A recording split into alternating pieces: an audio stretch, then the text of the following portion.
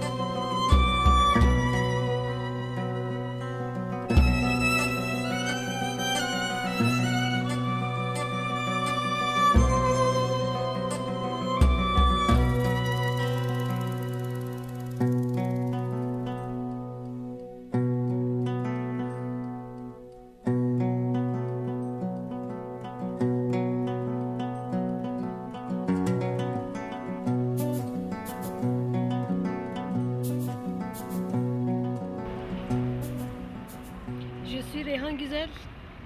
Ça fait presque 3 ans que je suis en Suisse. Je suis à l'origine de Kurde. J'ai, pendant que je suis en Suisse, j'ai suivi les cours de français pour apprendre le français. Mais c'est très difficile d'apprendre une langue qui est étrangère. Ça fait 3 ans que je suis en Suisse, mais je ne peux pas arriver à m'exprimer bien. Les gens ne peuvent pas me comprendre parfois. Je dois bien tenir pour m'exprimer, pour m'expliquer. C'est très difficile de commencer une langue, comme une vie, comme une vie d'un bébé. Il apprend de parler. Nous sommes les étrangers aussi. Pour moi, je trouve qu'une explication est sans identité en Suisse, pour les étrangers, moi aussi, de ne pas arriver à expliquer les problèmes, une chose très difficile. Quand je ne peux pas arriver à m'expliquer, je me sens dans une rue qui n'a pas son sortie.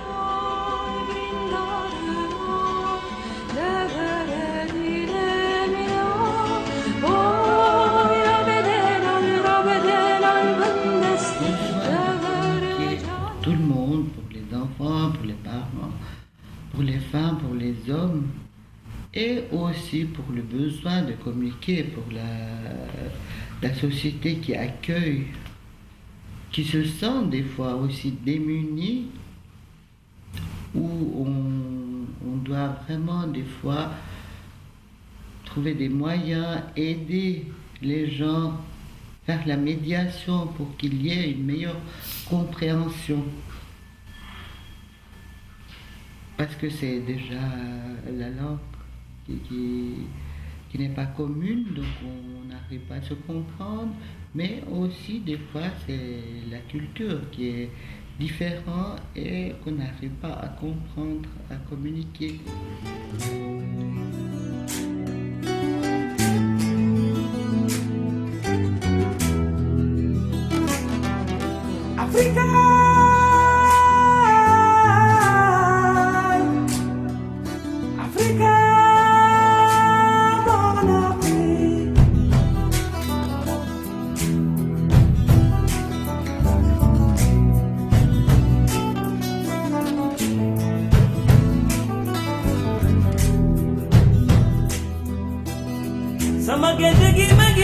Lawan mako bala benyi bibalsa Mane betunya kesi besi Afrika don benareo D'ici ou d'ailleurs Nous sommes des enfants d'Afrique Même si le ciel tombait Luttons pour la paix Kondiamu Afrika Je suis un personne érythréen. Je suis venu en Suisse depuis 3 ans. Je suis en Suisse, mais je disais, je me suis trompé là. Et j'ai commencé les cours de français par 0. Mais avant, quand j'étais demandé d'asile, j'ai entré à Valarup et puis j'ai tenu le permis B. Et puis j'ai vécu 3 mois à Sainte-Croix et puis ils m'ont transformé à Lausanne et puis j'ai vu tout le temps à Lausanne. Ce que je vous propose, c'est il y a des difficultés de langue. Depuis le début, c'était difficile parce que quand on vient à un pays, on doit apprendre la langue, ce qu'ils parlent. Les gens, ils parlent français et puis moi aussi, je devrais apprendre cette langue. Mais le problème, c'est le cours de français. Il y a différents écoles, plus les professeurs. S'il y en a un professeur dans la classe, s'il a duré trop longtemps, peut-être 3 mois à peu près avec un professeur, c'est pas facile parce que après il y a un problème et puis si le professeur n'a pas bien expliqué, on ne peut pas progresser ou améliorer le langue.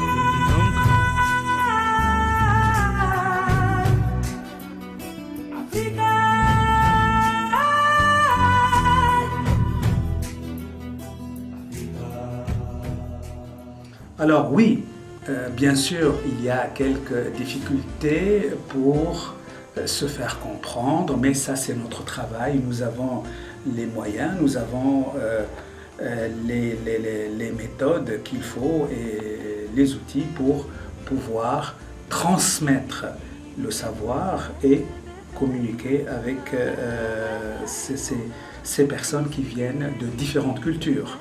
Bien entendu, parler une, deux, trois langues, généralement, les collègues et moi, nous avons au moins 2 langues étrangères que nous maîtrisons plus ou moins, à part la langue, bien entendu, le français. Oui, bien sûr, il y a des difficultés, bien entendu, avec d'autres comme difficultés. C'est normal, hein? C'est tout à fait normal et c'est la raison pour laquelle nous créons des groupes adaptés aux difficultés, aux besoins de ces élèves, de ces participants. Voilà ce que je pourrais vous dire à propos de nos cours, de manière globale, bien sûr.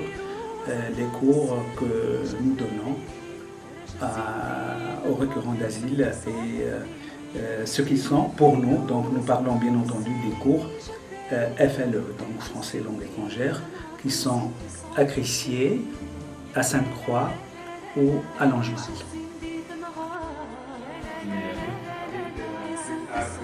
D'accord. Il a 33. Il a 33. Donc, 33. Merci beaucoup.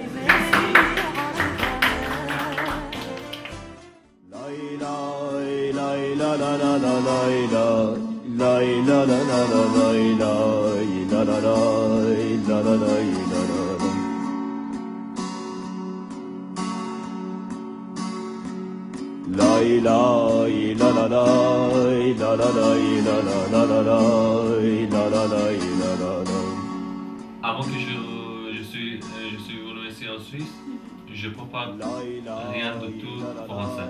Même maintenant, je parle un peu. Pas beaucoup, mais un peu.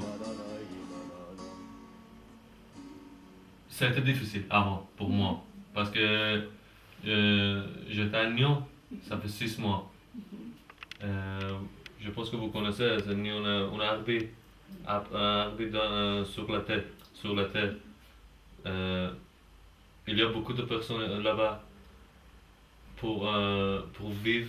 C'est vraiment difficile. Quand je viens ici en Suisse, je vois encore ce problème. Mais qu'est-ce que je peux dire? Je ne sais pas. Juste attendre pour Ben ou Odien qu'il m'a donné une réponse positive ou négative, je ne sais pas. Si donne-moi négative, ok, c'est fini Suisse pour moi. Mais c'est positif. Peut-être 1 année, 2 années, 3 années, je reste, attendre. Après qu'il m'a donné la réponse, je deviens de faux. Parce que si j'attends beaucoup pour réponse, c'est difficile pour vivre, pour toutes les choses. Si je peux parler anglais, je parle anglais pas très bien, mais ça va mieux pour parler anglais avec contacter les gens. Mais pour quelqu'un qui sont pas parle français, pas parle anglais, pas parle une langue que tout le monde comprend, c'est difficile pour communication. Toujours ils sont fermés, toujours ils sont restent tout seuls. Peut-être ils sont avoir la maladie psychologique. Ça c'est très souvent pour réfugiés qui arrivent en Europe ou les autres pays. Moi je connais par exemple 4 amis qui sont arrivés ici parce qu'ils ne sont pas par anglais, pas par français. 2 années, 3 années. Ils peuvent essayer pour apprendre. Il reste chez lui encore. Maintenant, il devient de fou. Quelquefois, il arrête. Comme ça, pas oh, je parle avec lui. Vas-y, viens parler avec les gens, avec moi, avec amis. Non, pour moi, ça va, moi, reste chez moi, tranquille. C'est difficile. Parce que Par exemple, moi, chez moi en Iran, je peux parler avec les gens, toutes les personnes, avec amis, avec personnes dans la rue, avec tout le monde. Mais ici, non, c'est difficile pour moi. Oui,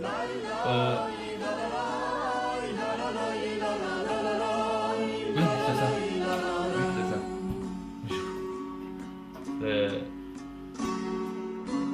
خمباجی مرا خمباجی مرا خمباجی چالت رشد اخمارا و خمباجی لیلت پره نارا و خمباجی.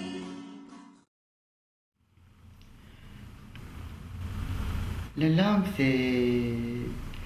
c'est important pour communiquer. Et communiquer, c'est important pour se faire comprendre et pour pouvoir comprendre l'autre. Et quand on n'arrive pas à réaliser ça, à comprendre l'autre ou à se faire comprendre, on se sent vraiment à la limite de la folie. C'est de Paulo Coelho qui avait écrit dans son livre d'une schizophrène, Véronique, qui citait cette phrase que la folie, c'est l'impossibilité de communiquer ses idées. Et les étrangers, quand ils arrivent dans un pays où ils ne peuvent pas communiquer, qu'ils ne savent pas la langue, ils se sentent un peu dans cette situation. William, comment il s'appelle en italien? Il s'appelle Vénotypon. Merci. Ibrahim? Question.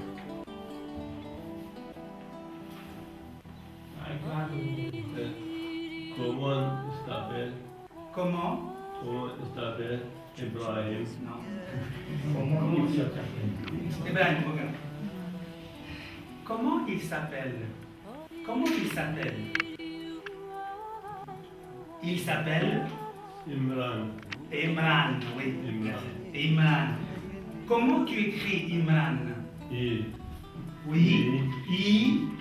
M. Oui. R. A. Non. N. N. Difficulté, non, nous n'avons aucune difficulté, nous sommes habitués et ça se passe, je peux dire, très bien. Quelle que soit la culture, hein, mais bon, moi personnellement, j'ai l'habitude depuis plusieurs années. Et bien sûr, le fait de connaître en plus ces cultures, moi je suis d'origine tunisienne, je suis de culture orientale, et ça me facilite peut-être, c'est un plus hein, qui me permet d'avoir un contact, la communication peut-être plus facile. Mais je peux le dire, même au nom de tous mes autres collègues, ça se passe très bien, nous n'avons aucune difficulté de manière générale par rapport à votre question, la communication. Alors je suivais cours à l'EVAM à Crissier, dans le bâtiment. Je me bien souviens, il y a un professeur qui s'appelle Jean. Madame Fabienne et Jean quelque chose. Jean-Luc. Jean-Luc, merci. Et voilà, j'ai appris l'alphabet. Après avoir suivi le cours de quelques semaines, j'ai l'impression que j'ai appris le français avec beaucoup de difficultés. Et au début, c'était très difficile pour moi. C'était très difficile parce que je n'arrivais pas à m'exprimer mes problèmes ou des problèmes des administrations, démarches et aussi des problèmes de toute ma vie que j'avais vécu avant. Et surtout, c'était un peu triste d'être quitté mon pays. Et j'ai commencé à zéro et c'était très dur. Et maintenant, je suis là depuis 4 ans, quelques mois. Et je suis heureuse, je suis contente d'avoir resté ici en Suisse je voulais remercier la Suisse et aussi aussi les femmes, bien sûr, pour me soutenir la famille. Et c'était vraiment très, comment on dit,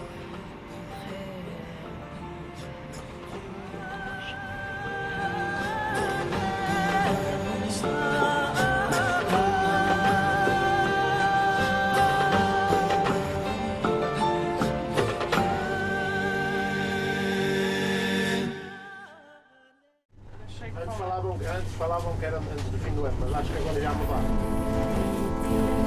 Les feuilles d'automne emportées par le vent, en ronde monotone, tombant tourbillonnant, colchique dans les prés, colchique dans les prés, colchique dans les prés, colchique dans les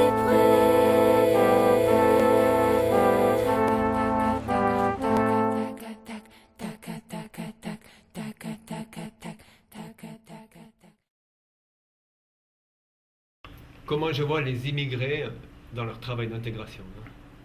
Je vois qu'il y a des personnes qui ont vraiment beaucoup envie d'apprendre, de communiquer, d'apprendre la langue. Et puis des personnes qui, sur le moment, ne sont pas prêtes à apprendre, qui ont vraiment beaucoup de problèmes. Ils pensent beaucoup à leur pays, à la situation qu'ils ont laissée là-bas.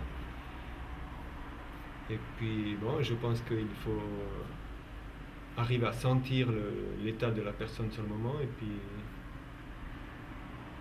prendre en compte son état d'âme, puis l'aider quand on a compris dans quelle disposition elle est, on arrive plus facilement à l'aider.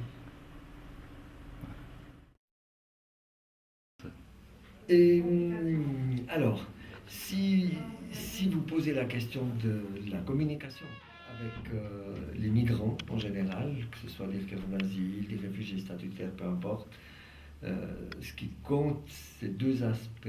Le premier, c'est la langue. Il faut évidemment développer des compétences dans la langue. Et puis, le deuxième aspect, c'est la culture, c'est l'interculturel. La langue, c'est une difficulté non seulement parce qu'il faut apprendre les mots, pourquoi on dit table et pourquoi on dit bachmolio. Et c'est une difficulté parce qu'il faut construire des phrases et que toutes les langues sont différentes, et en particulier les langues des migrants qui souvent ne sont pas des langues indo-européennes sont très difficiles à apprendre parce qu'il n'y a pas des constructions de même nature. Et puis la langue, c'est aussi apprendre à entendre juste et à écrire juste. Par exemple, des personnes d'Extrême-Orient qui n'entendent pas le R et qui disent tout le temps L. Alors il y a toute une étape d'apprentissage pour que l'oreille entende le L et le R et qu'elle les distingue. Alors ça, c'est vraiment l'apprentissage de la langue comme outil de la communication, comme support pour la communication. Voilà, ici vous avez, à chaque fois vous avez deux verbes qui sont proposés. Et puis il faut choisir celui qui convient le mieux à l'imparfait et celui qui convient le mieux au passé composé. Si vous prenez le numéro 1, quand le réveil a sonné, le réveil hop, je me suis levé, tout de suite, passé composé. Mais la deuxième phrase, toujours le numéro 1, Quand le réveil a sonné, moi, je dormais. Le réveil a sonné. Ça, c'est proposé. Qu'est-ce que vous proposez pour la phrase 2? Comme c'est joli les langues. Ça peut dire beaucoup de choses, ça peut raconter beaucoup de choses, on peut comprendre beaucoup de choses, mais si on connaît la langue, quand on ne le connaît pas, on se sent emprisonné. On ne peut pas exprimer, on ne peut pas comprendre, on est bloqué. Şimdi size birkaç cümle söyleyeceğim. Türkçe anlamaya çalışın bakalım. Nasıl hissettiğinizi daha sonra soracağım bu Türkçe cümlelerden sonra. J'ai parlé exprès en turc pour que vous puissiez vous sentir l'embarras devant une langue que vous ne comprenez pas. Qu'est-ce que j'ai dit? Est-ce que c'était quelque chose qui vous intéressait? Est-ce que vous aviez envie de répondre? Et vous ne pouvez rien faire parce que vous ne connaissez pas cette langue. J'espère que ça vous donnera envie de connaître peut-être cette langue et de faire connaître la